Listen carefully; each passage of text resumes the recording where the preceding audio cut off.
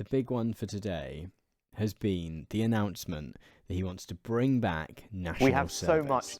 So for anyone not in the UK, or for whom that is, I know other countries have similar systems.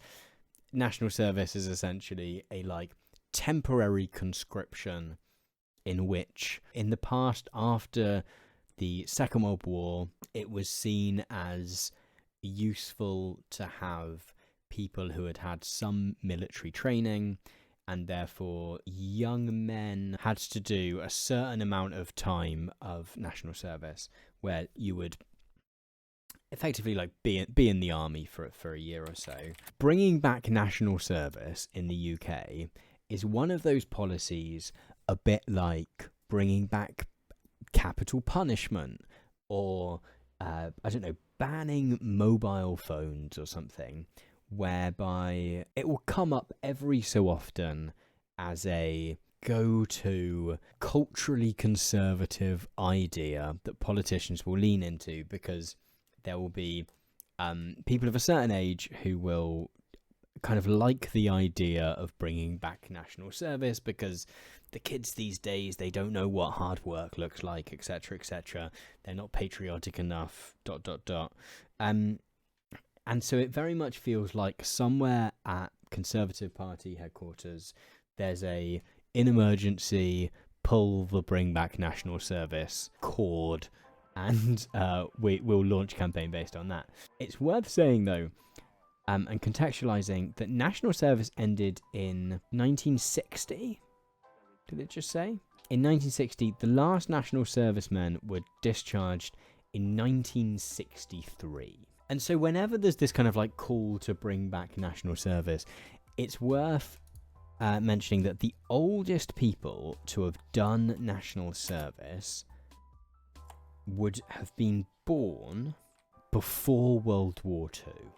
They would be born in 1939, and therefore would be, oh my goodness, my maths today, would be 85 years old. No one under the age of...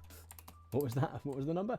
85 years old in the UK has done national service.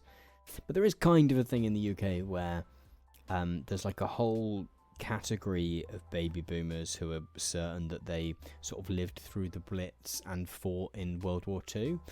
And I'm sure they have also convinced themselves that they did national service as well. And so, yesterday, Rishi Sunak announced that he was going to be bringing it back. One of the problems in our society is that we have generations of young people who don't have the opportunities they deserve. Britain today faces a future that is more dangerous and more divided. There's no doubt. Young people these days, the opportunity they're missing out on is the opportunity to die on the front lines. That is why we will introduce a bold new model of national service for 18-year-olds, to be spent either in a competitive full-time military commission over 12 months, or with 1 weekend per month volunteering in roles within the community, like delivering prescriptions and food to infirm people, or in search and rescue. So you can be in the military full-time for a year, or you can work at a food bank, or you can do search and rescue. Seems like quite a specific one to come out with. As Corner comes saying, how much search and rescue does a country need? Just dozens of 18-year-olds just all over the Lake District, just desperately trying to rescue someone. So Tweety says there are over 750,000 18-year-olds. I sort of like the idea of at least encouraging people to do stuff that is more in their communities, right? And to kind of get stuck in and stuff, and to, without being like Castro sending the intellectuals into the fields, get a sense of different experiences of life, right, as well, which is the kind of thing that I feel like even at school, our schooling systems tends to place us with people who kind of live nearby and therefore are often have similar-ish life circumstances, etc. And then, you go into work and you are, if you're lucky, in work with people who have similar interests to you, or, or at the very least in a similar circumstance, right? Because you are working in the same place. I don't know, there's something to be said, but I don't know if I love forcing people into it. I also think there's a kind of what I think is called a sort of Mott and Bailey argument here. The policy is that you can either do a year in the military or you can do the volunteering thing every single weekend. And it feels like those two things are for two different audiences, right? So the policy for the boomers is that they can listen to that and they can hear, good. The youngsters that don't think I'm cool anymore, they're going to be in the military for a year. And then the hope is that younger people will hear that and they'll go, okay, it's about volunteering for a weekend, right? So that, at certain campaign events, the Tories can go, we're doing national service, proper national service. We're, getting young people into the military. And then if they're challenged on it, they can go like, oh, well, there's the volunteering option. But it does feel like it is very much like there's the proper. So Tim's saying in the chat that national citizen service already exists, which is a kind of, I think, is a sort of voluntary scheme. Is that correct? My understanding is that this is a kind of voluntary thing that you can sign up to if you're a youngster, and you can do some volunteering. You can do like various projects which hopefully build your confidence and get you out and about. It's also worth saying that we have the fairly well established, the kind of much piss taken out of Duke of Edinburgh's award. Often at school this gets organised at certain schools. If I think it probably depends on there being a teacher who's really into organising it. There's 3 aspects to it. One is that you do a kind of hike and go camping, and you do a kind of I think they call it an expedition, but it's a kind of overnight. It's at least one night, I think, for bronze at least, where you sort of do a hike and then you camp overnight and then you hike. There's a bit where you do volunteering, so you have to do some sort of volunteering in your community, and then you have to do some sort of arts thing. Is it? I think you have to do a sport or a art. Okay, volunteering, physical, skills, and expedition. Oh yeah, sorry. I think you have to do a sport and you have to do some sort of skill. Sorry. So that could be you do some piano lessons, or you do a art, I guess. And this is an entirely voluntary scheme. You don't have to do it. And I think the kind of provision of this is probably dependent on where you are. And I would assume youngsters who've got a bit more family support it's gonna be much easier for them to do it, right? Because musical instrument lessons or art lessons or whatever usually cost money. Doing a sports club similarly can do. But I think it's an interesting program, and I kind of do like that. I definitely found when I did it, I volunteered at an Oxfam shop for I think you had to do it for 3 months for the thing. I actually stuck around for the best part of a year, I think. I was dreadfully shy in doing it, I think. So I stood there in the corner of the shop waiting for someone to ask me if they needed any help. If someone was like, oh, do you have XYZ? I'd be like, cool, yeah. But I don't know why, but I really hated the idea of being like, excuse me, do you need some help? I don't think I helped to solve much poverty. I was very much supernumerary, but I think it was sort of broadly good for me to have done. The fact that anything else that you might do with this that isn't being in the military is kind of sold as the addition to it does very much make this kind of a military first thing. And I don't really love the framing of it in terms of this idea that it feels like there's an aspect of young people have it too good and therefore they should be made to do some stuff in their community, rather than trying to sell it as, hey, isn't it cool that you live in a city, town or village with all these other people who have all these interests and needs and desires, and you can do some stuff, right? You can be part of that community, and that's cool. So yeah, the kind of the side benefit of this is the stuff around, Russia being an expansionist power, a few countries over, right, but still in Europe, and this idea that we need to be bolstering our military, right? Finland, I think, and Sweden have both started to look at conscription lately, or at least to talk about it, or at least to kind of like float the idea. And a general in the UK did, I think, not too long ago. And so this is sort of trying to lean into that a little bit. I mean, so Labour have been like leaning into this massively in their TikTok ads and such. So this is very much an attempt to get the slightly older vote, I would say, and to win the votes of people who view youngsters as being, well, as James Cleverly's here saying, like in a bubble and such. The many thousands of teenagers It's the echo don't chambers. want to go into the army. You've only got 30,000 places for people to go into the military. So the majority of them would take the other option. But what kinds of things would they have to do? Well, it could be a range of things. It could be a special constable or on-call firefighter or emergency health responder or environmental protection, flood defense.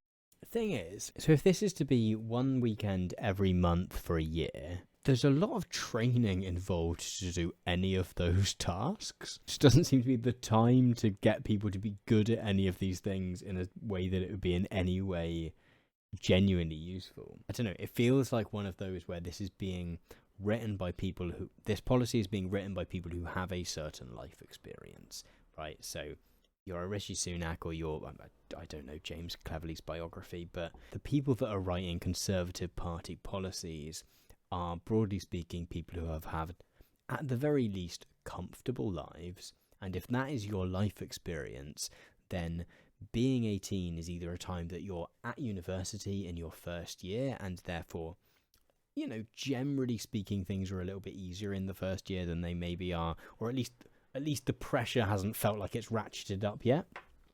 Or if you're not at university, that you're having a gap year, or you're taking some time off to just sort of like live with your parents and chill. But that is a very specific life experience, which a lot of people in the UK do not have access to, and for whom that is not the experience of, right? So they're imagining these kind of 18-year-olds who are just dossing around doing nothing, whereas actually a lot of them need to be going to work and doing doing jobs to pay the bills and such. Like, in terms of the volunteering aspect of this, like if we were really serious about doing some kind of program like that, in terms of to get people to, you know, to kind of like make it feel like there is, or like to sort of introduce people to the idea that there's some sort of like social fabric to the UK, and to get people to cross-pollinate with people with different life experience and such, like the way to do that is to do it in a way that is funded in some way. I think maybe David Cameron or someone had the idea a few years ago of allowing people to have a certain number of days, like legally protected leave every year, in order to do volunteering, right? So in the same way that you have your annual leave where you can go on holiday, the same way that if you become a parent, you get some kind of legally protected parental leave. That does change massively depending on whether you are the person that has birthed the child or not.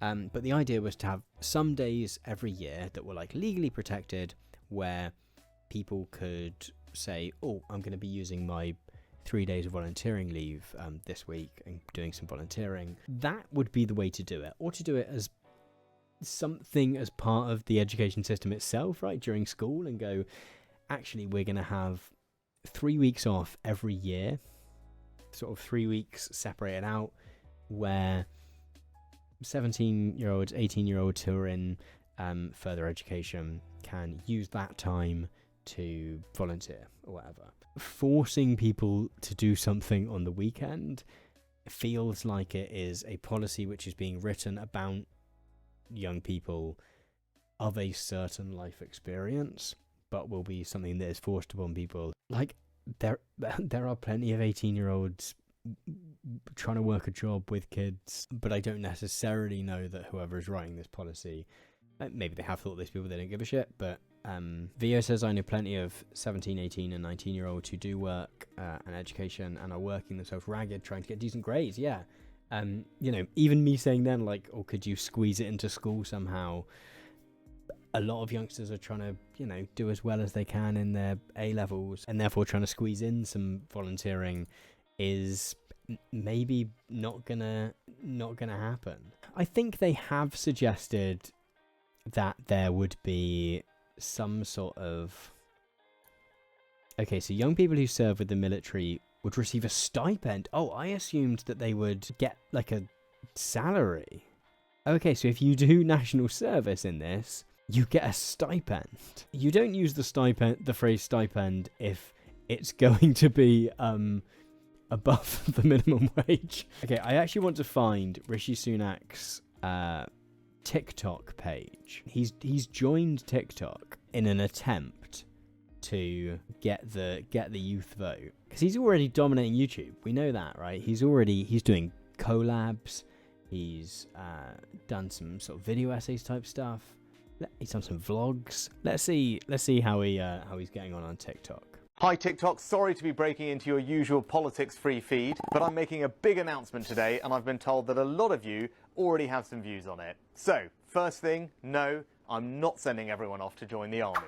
My goodness, that's not a good start to a general election campaign, is it? Like the phrase. Don't worry, I'm not sending everyone off to join the army. It's just like...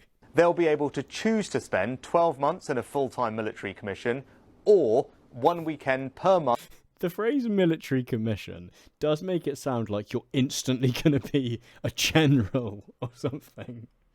Is that my misunderstanding? I'm not completely au fait with like military terminology. My like connection with the phrase commission is that you're an officer of some description. Just being like, mum, dad, it turns out, yeah, I've got my national service. I'm a 3-star general. It's really getting me down. I'm a bit worried about it. Volunteering in roles within your local community, like delivering prescriptions and food to elderly people, or in search and rescue. This will give all young people valuable life skills, make our country more secure, and build a stronger national culture. Plus, it really has the vibes of like they were sat around a table being like, okay, so we want to talk about the military thing. We'll start off with the military thing, but we need to have some people aren't going to like that, so let's have like some more examples of other things. Someone was like, food banks, brilliant, food banks, we'll write that up. Delivering prescriptions, yeah, delivering prescriptions. And then someone was just like, search and rescue, yeah, search and rescue, that's a good other one.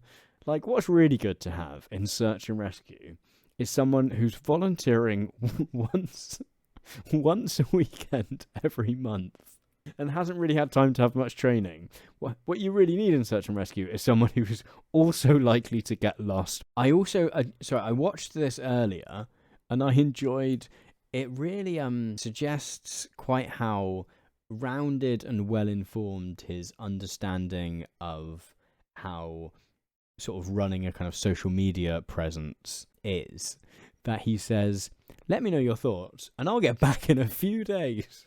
That's like me. I feel like I respond to emails and to, I don't know, YouTube comments and whatever and WhatsApps at the same speed as someone 200 years ago would have responded to a letter. I'm like, oh yeah, I must write back at some point, and then gradually I get around to it. But look, I know a lot of you will have questions on this, so follow the account, put your thoughts in the comments, and I'll be replying in the next few days. That's just how TikTok works, isn't it? You drop a comment, and then someone replies to the comment in a few days. Do you think this is some sort of way to get youngsters following him on, or following the Conservatives on TikTok? Is this outrage bait or something? I enjoy this comment in the side that is just, why am I flipping Pringles £3.25? It's not really volunteering if we have to do it, is it? Okay, like this, if someone is in uni, this leaves them with the once a month volunteering. But this also stops them getting a part-time job alongside university, as most are weekends. How will this work then? How am I supposed to have driving lessons, do A-levels, have a weekend job, apply to uni, take admissions test, and do this? Okay, one person says this is actually really good. For balance, someone likes this. Okay, so he's getting to the questions now. Rishi Sunak is going to respond to the concerns that TikTok users have about national service? Great question from Kieran, thank you. Now, as Always start your video by being slightly out of frame. will provide a stipend to help with living costs for those doing the military element alongside their training. A stipend to help with living costs. I assumed the military bit was being paid. Like, I assumed the problem they were trying to solve is the fact that so in the UK at the moment, people aren't joining the military in big enough numbers that, well, you know, the numbers that the government would like. I assumed that was the problem they were solving. Also, young people are going to have to do it for free. A stipend to help with living costs. Okay, he's also replied to another one.